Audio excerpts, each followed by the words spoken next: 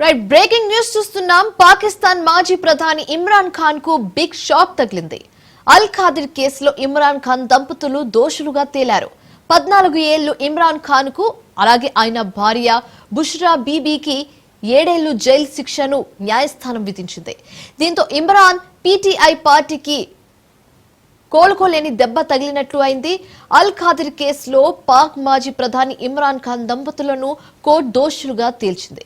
అయితే ఆడియాలా జైల్లో కట్టుదిట్టమైన భద్రత నడుమ తుది తీర్పును న్యాయమూర్తి నాసిర్ జావేద్ రానా వెల్లడించారు.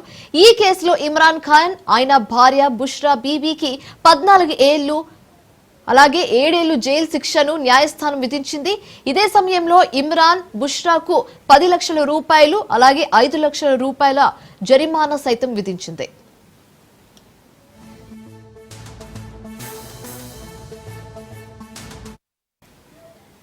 పాకిస్తాన్ లో సాధారణ ఎన్నికలు ముగిసిన వెంటనే గతేడాది ఫిబ్రవరి 27న ఇమ్రాన్ ఖాన్ దంపతులపై నేరాభియోగాలు మోపారు.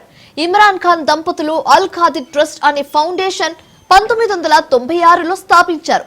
పేదరిక నిర్మూలన, విద్య, ఆరోగ్య సంరక్షణ వంటి వాటి కోసం ఈ ట్రస్ట్ పనిచేస్తుంది.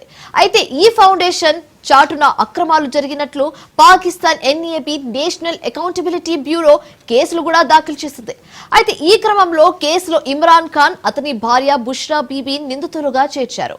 బిలియన్ల రూపాయలు విలువైన భూమిని, డబ్బును కాజేసినట్టుగా ఆరోపించారు. వీటిపై కోర్టు తాజాగా విచారణ జరిపిన అనంతరం తీర్పును వెలువడించింది. అయితే తాజాగా కోర్టు తీర్పుతో ఇమ్రాన్ మరికొన్నేళ్ల పాటు జైల్లోనే ఉండాల్సిన పరిస్థితి నెలకొంది. దీంతో పీటీఐ పార్టీ నాయకత్వంపై నిలకడలు కమ్ముకున్నాయి.